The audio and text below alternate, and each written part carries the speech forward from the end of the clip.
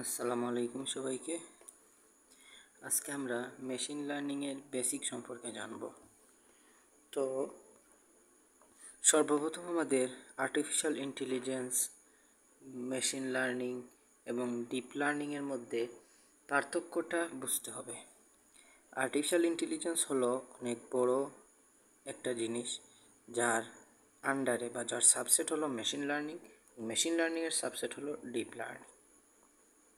আমরা কিছু তাদের ডেফিনেশনগুলো দেখলে বিষয়টা আরও ভালোভাবে বুঝতে পারব।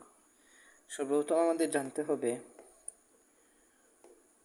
যে what is non intelligent machine and what is intelligent machine. তাইলে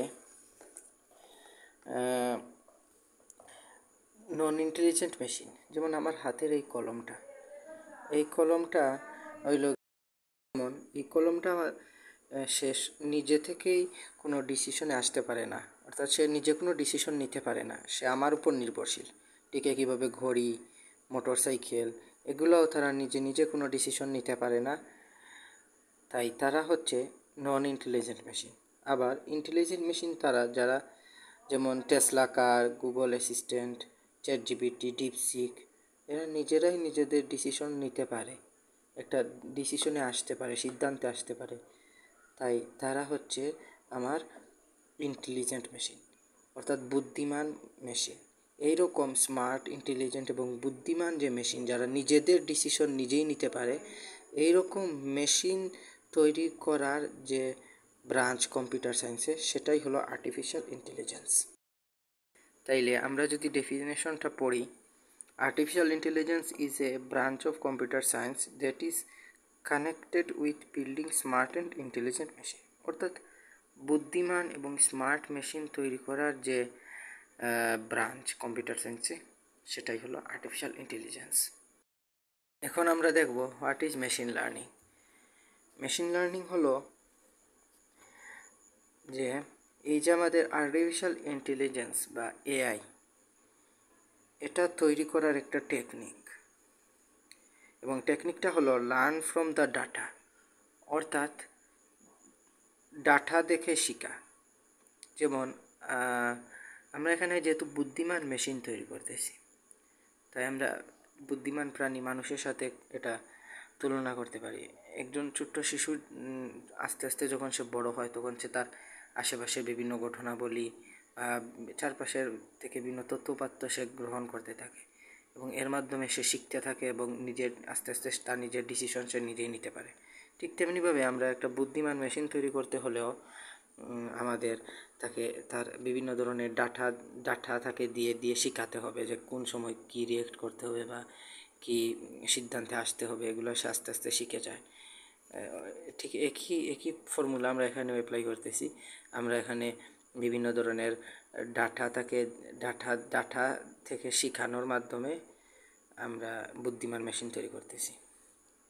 তাহলে এই সিস্টেমটাই হলো মেশিন লার্নিং।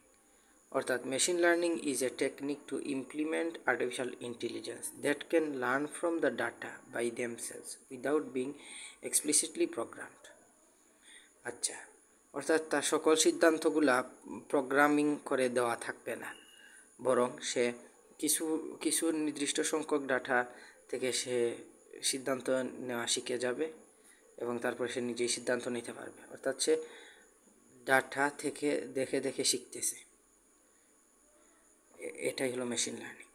আর ডিপ লার্নিংয়ের ক্ষেত্রে আমাদের এটাও মেশিন লার্নিংয়ের একটা সাবসেট, অর্থাৎ সে ডাটা দেখে দেখে শিখতেছে, কিন্তু এখানে আমাদের বিশেষভাবে নিউরাল নেটওয়ার্কটা ব্যবহার হচ্ছে। এখানে নিউরাল নেটওয়ার্কটাকে আমরা আমাদের মস্তিষ্কের যে নিউরন, সেটার সাথে কল্পনা করতে পারি। নিউরন যেমন অনেকগুলা একটার সাথে আরেকটা কানেক্ট থেকে জটিল একটা গঠন তৈরি করে, ঠিক তেমনিভাবে এখানেও আমাদের একই সিস্টেমে এভাবে একটার সাথে আরেকটা কানেক্টেড থাকে, এবং এই আর্টিফিশিয়াল নিউরাল নেটওয়ার্কটা ব্যবহার করার মাধ্যমে সে ডাটা থেকে শিখে। এটাই হলো আমাদের ডিপ লার্নিং, যেটা মেশিন লার্নিংয়ের একটা সাবসেট। এখানে আমরা এই মেশিন লার্নিংটাকে কি সেটা একটা উদাহরণের মাধ্যমে বুঝতে পারি। যেমন মূল কথাটা হলো, আমরা মেশিন লার্নিংয়ে আমরা ডাটা থেকে সে শিখতেছে, অর্থাৎ আমার মডেলটা, ইন্টেলিজেন্ট মডেলটা তার ডাটা দেখে দেখে শিখতেছে। যেমন আমরা যে the ultimate goal of machine learning is to make intelligent machine, আমরা বুদ্ধিমান মেশিন তৈরি করতে চাই। And how we can do this, আমরা কীভাবে সেটা তৈরি করতে পারি? By working making the machine to learn from data, অর্থাৎ ডাটা দেখে দেখে সে শিখতেছে। যেমন আমরা যদি একটা সিস্টেম তৈরি করতে চাই যেটা কুকুর এবং বিড়ালের ছবির মধ্যে পার্থক্য করতে পারে এমন একটা মেশিন, অর্থাৎ যে কোনো আমরা কুকুর দিলাম এবং যে কোনো একটা প্রাণীর ছবি দিলে সে বলতে পারবে এটা কুকুর নাকি এটা বিড়াল। তাইলে এখন প্রথমে আমাদের কি করতে হবে? প্রথমে আমাদের মেশিন লার্নিং মডেলটাকে আমি প্রথমে অসংখ্য কুকুর এবং বিড়ালের ছবি দেখিয়ে বলবো যে এটা কুকুরের ছবি, এটা বিড়ালের ছবি। অর্থাৎ আমি তাকে প্রথমে অসংখ্য কুকুরের ছবি তাকে দেখাবো, দেখিয়ে বলবো যে এরকম ছবি আসলে এটা কুকুরের ছবি। তখন সে ওই ছবিগুলোর মধ্যে থেকে একটা প্যাটার্ন তৈরি করে নিবে যে এই প্যাটার্নের ছবি আসলে আমি বলবো এটা কুকুরের ছবি। আবার তাকে আমি অনেক বিড়ালের ছবি দেখাবো, সেই বিড়ালের ছবিগুলো বিশ্লেষণ করে সে তাদের মধ্যে একটা প্যাটার্ন তৈরি করে নিবে এবং তারপরে একটা আননোন ছবি আসলে সেই প্যাটার্নের সাথে মিল করার চেষ্টা করবে বা মিল আছে কিনা তা খোঁজার চেষ্টা করবে। তাইলে এই ডাটাগুলো থেকে শেখার পর তাকে আমি যদি একটা আননোন একটা প্রাণীর ছবি দেখাই তাহলে সে ওই প্যাটার্ন দুইটার সাথে ম্যাচ করে সে বলতে পারবে যে এটা কুকুরের ছবি নাকি এটা বিড়ালের ছবি। অর্থাৎ আমার এখানে প্রোগ্রামিং করে পৃথিবীর সকল কোটি কোটি বিড়াল কুকুরের ছবি তাকে দিতে হচ্ছে না, বরং সামান্য কিছু সংখ্যক কুকুর বিড়ালের ছবি দেখিয়ে তাকে প্যাটার্নটা শিখাইতে পারলেই তারপরে সে অটোমেটিক কোনো একটা প্রাণী দেখে সে পার্থক্য করতে পারতেছে যে এটা বিড়াল নাকি এটা কুকুর তার আগের ওই সৃষ্টি করা প্যাটার্নের মাধ্যমে। এভাবে তাইলে আমার একটা ইন্টেলিজেন্ট মেশিন তৈরি হয়ে গেল ডাটা দেখে দেখে শিখে। তাহলে এটাই হলো আমার সেই মেশিন লার্নিং। মেশিন লার্নিংয়ে আমাদের কয়েকটা তিনটা ভাগ আছে। একটা হচ্ছে সুপারভাইজড লার্নিং, একটা আনসুপারভাইজড লার্নিং এবং আরেকটা হচ্ছে রিইনফোর্সমেন্ট লার্নিং। সুপারভাইজড লার্নিং কাকে বলে?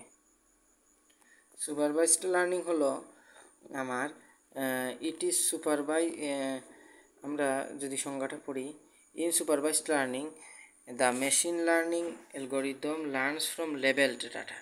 অর্থাৎ এখানে আমাদের যে ডাটা আমি যে মডেলটাকে শেখানোর জন্য যে আমি ছবিগুলা দিতেছি, ছবিগুলা কুকুর বা বিড়ালের ছবিগুলা দিতেছি, তখন দেওয়ার সময় বলে দিব যে এই ছবিগুলা কুকুরের ছবি এবং এই ছবিগুলা বিড়ালের ছবি।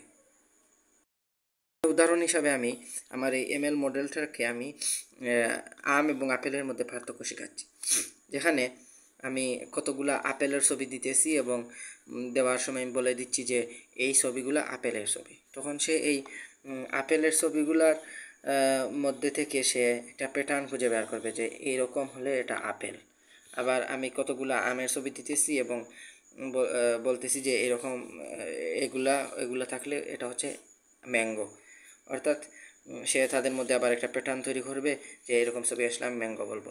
তারপরে এখন আমি যদি একটা আননোন একটা ফল দিই তাইলে সে এটা বলতে পারবে যে ওই প্যাটার্নগুলোর সাথে ম্যাচ করবে এবং বলতে পারবে যে এটা একটা অ্যাপল। মানে অ্যাপল বলতে পারতেছে কারণ আমি এটা লেবেলড ডাটা, অর্থাৎ ছবিগুলোর সাথে আমি বলে দিচ্ছি যে এটা অ্যাপল নাকি এটা ম্যাঙ্গো। অর্থাৎ আমি এখানে লেবেলড ডাটা ইউজ করব। এটাই হচ্ছে আমাদের সুপারভাইজড লার্নিং। অর্থাৎ মডেলকে শেখানোর সময় আমি বলে দিব যে এই ছবিটা এই জিনিসটার ছবি এবং এইটা হচ্ছে এটার ছবি। কিন্তু আনসুপারভাইজড লার্নিংয়ের ক্ষেত্রে আমি যে ডাটাগুলা আমি যে ইয়েগুলা দিব, আমি যে ডাটা ইনপুট দিব বা ছবিগুলো দেখাবো, তখন আমি বলে দিব না যে এটা এই জিনিসের ছবি বা এটা এই জিনিসের ছবি। যেমন আমি এখানে আম এবং আপেল সবগুলো মিশ্রিত করে দিয়েছি এবং সে অটোমেটিক একটা প্যাটার্ন খুঁজে বের করেছে। যেমন এই তিনটার মধ্যে একটা প্যাটার্ন পেয়েছে তাই এদেরকে আলাদা একটা গ্রুপে ভাগ করছে। এই তিনটার মধ্যে একটা প্যাটার্ন পেয়েছে তাই এদেরকে আরেকটা গ্রুপে ভাগ করছে এবং সে নিজে থেকেই নাম দিয়ে দিয়েছে গ্রুপ 1, গ্রুপ 2। এখন আমি নতুন আননোন একটা ফল দিলে সে ওই মডেলের মধ্যে দিলে সে বলতে পারতেছে যে ওই প্যাটার্নগুলোর সাথে ম্যাচ করতেছে এবং ম্যাচ করে সে পাইছে যে এটা গ্রুপ 2 এর সাথে ম্যাচ করতেছে, তাই বলতেছে যে এইটা হচ্ছে গ্রুপ 2 এর মতো ফল। তাইলে এখানে মেন কথাটা হলো আমরা আনসুপারভাইজড লার্নিংয়ের মধ্যে আমরা আনলেভেলড ডাটা দিব। অর্থাৎ যে শেখার জন্য যে সে ডাটাগুলো আমি দিব সেগুলো আনলেভেলড, অর্থাৎ বলে দিব না যে এইটা এই জিনিসের ছবি বা এইটা এই জিনিসের ছবি বা এই জিনিসের ডাটা, এটা বলে দিব না। আচ্ছা, এবার আমরা দেখি রিইনফোর্সমেন্ট লার্নিং। রিইনফোর্সমেন্ট লার্নিং এই এই জিনিসটা আমরা একটা উদাহরণের মাধ্যমে দেখলে বিষয়টা আসলে সহজ হবে। প্রথমে একটা কথা, এই রিইনফোর্সমেন্ট লার্নিংয়ের আমাদের 4টা ধাপ আছে, যেমন এনভায়রনমেন্ট, এজেন্ট, অ্যাকশন এবং রিওয়ার্ড। এখন আমরা একটা দাবা খেলার একটা গেম বানাতে চাই বা একটা সফটওয়্যার বানাতে চাই যেটা মানুষের মতো আমাদের দাবা খেলতে পারে। এখন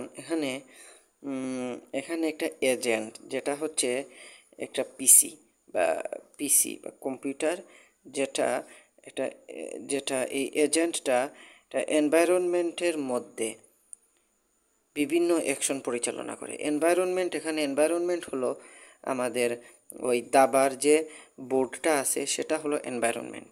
এই দাবার বোর্ডের মধ্যে এই পিসিটা বিভিন্ন অ্যাকশন পরিচালনা করে এবং এই প্রতিটা অ্যাকশনের জন্য সে কিছু রিওয়ার্ড পায়। যেমন এখানে কম্পিউটার আমাদের দাবার এই বোর্ডের মধ্যে এনভায়রনমেন্টের মধ্যে বিভিন্ন চাল দেয়, গুটিগুলার বিভিন্ন চাল দেয় বা মুভ দেয়। প্রত্যেকটা চালের জন্য সে একটা রিওয়ার্ড পায় বা প্রত্যেকটা অ্যাকশনের জন্য সে একটা রিওয়ার্ড পায়।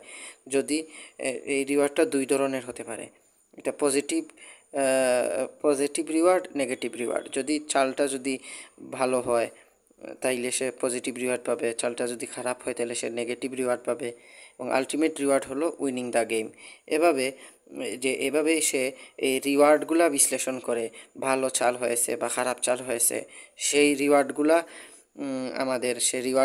এই সফটওয়্যারটা বা এই মডেলটা এই রিওয়ার্ডগুলা বিবেচনা করে করে সে গেম খেলাটি শিখে যায় মানুষের মতো। এবং এটাই হলো আমাদের এই রিইনফোর্সমেন্ট লার্নিং।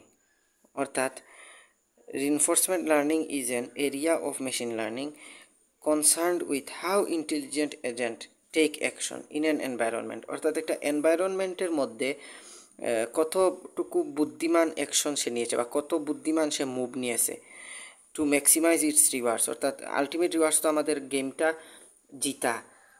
তাইলে এই গেম জেতার জন্য সে কত বুদ্ধিমান অ্যাকশন নিয়েছে এনভায়রনমেন্টের মধ্যে ওই এজেন্টটা, সেটা বিশ্লেষণ করে সে শিখতে থাকে এবং শিখতে এক সময় সে বুদ্ধিমানভাবে গেমটা খেলতে পারে, নিজে থেকেই ডিসিশন নিতে পারে। অর্থাৎ ইন্টেলিজেন্ট মেশিন তৈরি হয়ে গেল। এই রিইনফোর্সমেন্ট লার্নিং সিস্টেমের মাধ্যমে আমাদের বিভিন্ন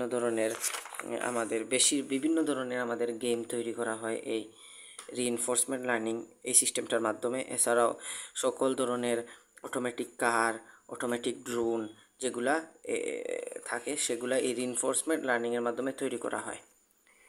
অর্থাৎ সে একটা এনভায়রনমেন্টের মধ্যে বিভিন্ন অ্যাকশন বিশ্লেষণ করে সে সিদ্ধান্ত নিচ্ছে।